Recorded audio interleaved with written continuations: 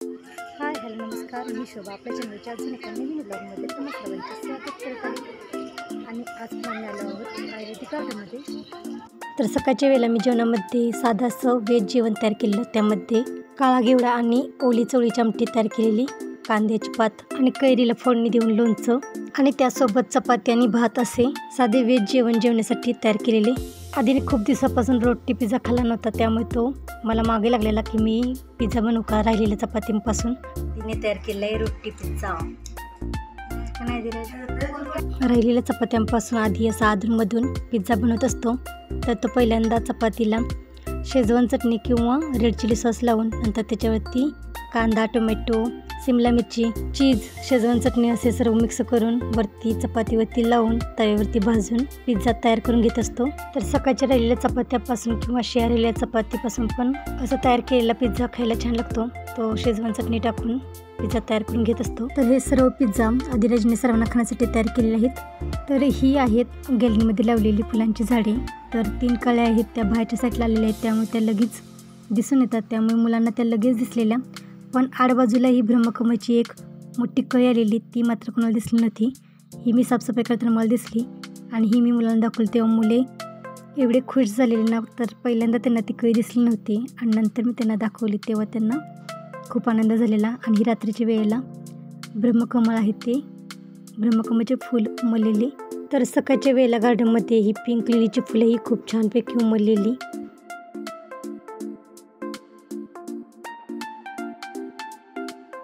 नंतर आम्ही संध्याकाळच्या वेळेला पाऊस पण उघडलेला. मग नंतर संध्याकाळच्या वेळेला मी आयुर्वेदिक गार्डनमध्ये गेलेलो. आज खूप दिवसानंतर आम्ही आयुर्वेदिक गार्डनमध्ये आलेलो. खूप दिवसानंतर आम्ही आलो का नाही आयुर्वेदिक गार्डनमध्ये.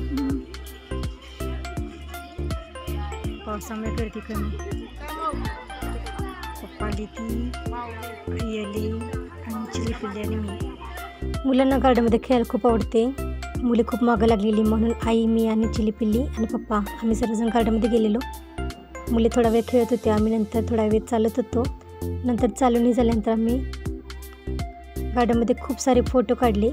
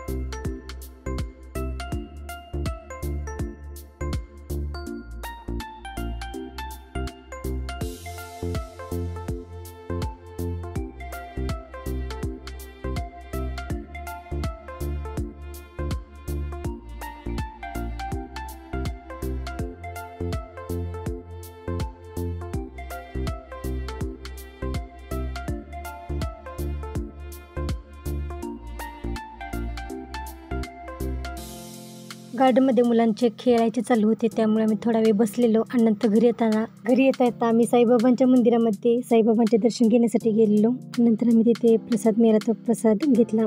प्रसाद खाल्ल्यानंतर आम्ही मंदिरामध्ये थोडा वेळ बसलो आणि नंतर आम्ही गणपती बाप्पाचेही दर्शन घेऊन आणि नंतर आम्ही घरी आलो.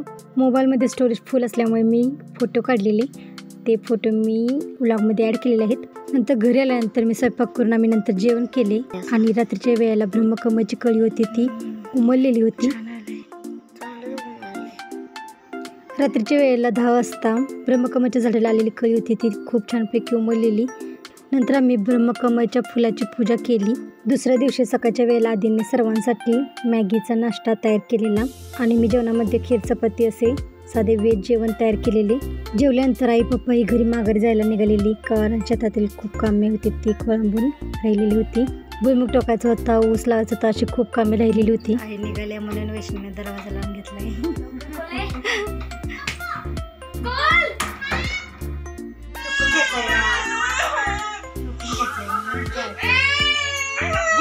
आपण भुईमुग किती काढलं का ते टोकायचं.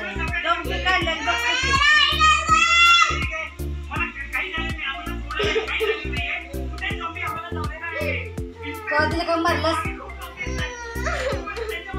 उघडली म्हणून हा तू इथे कसं लायला चल की.